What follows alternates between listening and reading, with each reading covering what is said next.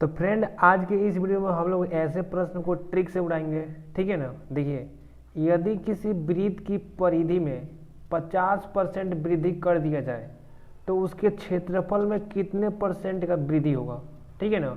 वृत्त का जो परिधि है उसमें 50% की वृद्धि कर दिया जाए तो उसके क्षेत्रफल में कितना परसेंट का वृद्धि होगा, ठीक है ना। तो ऐसे सवाल हम लोग ट्रिक से उड़ाएंगे। तो देखिए क्या ट्रिक है। तो वृत्त का परिधि सबसे पहले जान जाओ।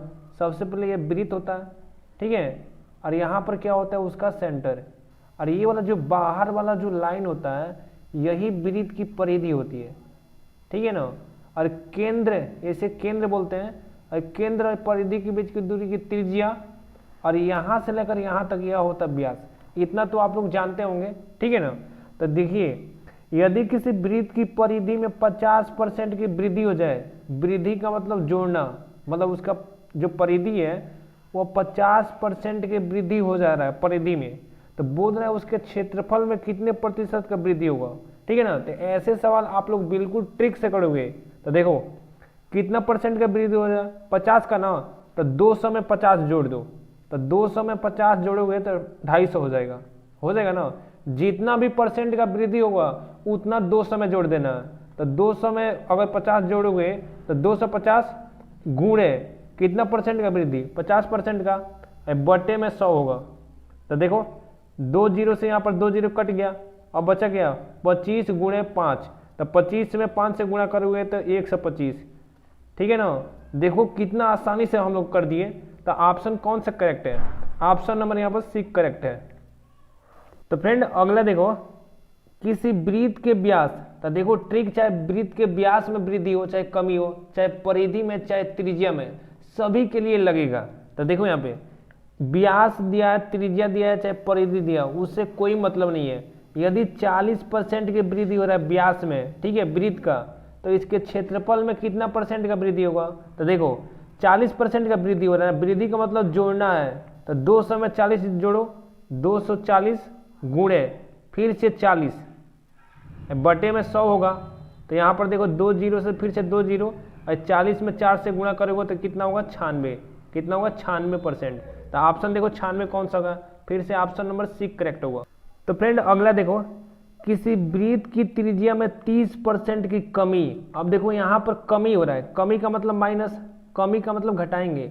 30% की कमी करने पर इसके क्षेत्रफल में कितना परसेंट का कमी होगा। तो देखो कमी हो रहा है मतलब घटाएंगे, तो 200 में 30 घटाओ दो तो 170 होगा, गुणे 30 बटे में 100, ठीक है ना। तो यहाँ पर देखो 2 जीरो से 2 जीरो और 17 कितना हुआ 51, तो 51% की कमी होगा। तो ऑप्शन देखो 51 दिख रहा है, इस ए भी नहीं है, ए भी नहीं है, ए भी नहीं है, तो इनमें से कोई नहीं, ऑप्शन यहाँ पर डी करेक्ट हो जाएगा। तो फ्रेंड अब देखो, किसी आयताकार खेत की केवल लंबाई में 50% की वृद्धि करने पर इसके क्षेत्रफल में कितने परसेंट का वृद्धि होगा। अगर देखो, अगर बोल रहा है केवल लंबाई में वृद्धि तो उसका क्षेत्रफल में भी उतना ही वृद्धि होगा, ठीक है ना। अगर ऐसे ही बोल रहा है केवल चौड़ाई में वृद्धि तो क्षेत्रफल में भी उतना ही वृद्धि होगा। तो देखो केवल लंबाई में 50% का वृद्धि हो रहा है, इसीलिए इसके क्षेत्रफल में भी 50% का वृद्धि होगा। ऑप्शन नंबर 1 करेक्ट है। अब देखो, यदि किसी आयत की लंबाई, आयत क्या होता है, ऐसा आकृति जिसके आमने सामने की भुजा बराबर हो, मतलब ये वाला और ये वाला दोनों आपस में बराबर होंगे, और यह आपस में बराबर होंगे, ये होता है लंबाई और ये वाला चौड़ाई, ठीक है। यदि किसी आयत की लंबाई में 10% की वृद्धि, तो लंबाई में 10% की वृद्धि, ठीक है जी, तथा चौड़ाई में 10% की कमी, वृद्धि का मतलब जोड़ेंगे और कमी का मतलब घटाएंगे, तो -10, ठीक है। अरे उसके बाद से देखो कमी कर दिया जाए तो उसके क्षेत्रफल में कितने परिवर्तन होगा, ठीक है ना।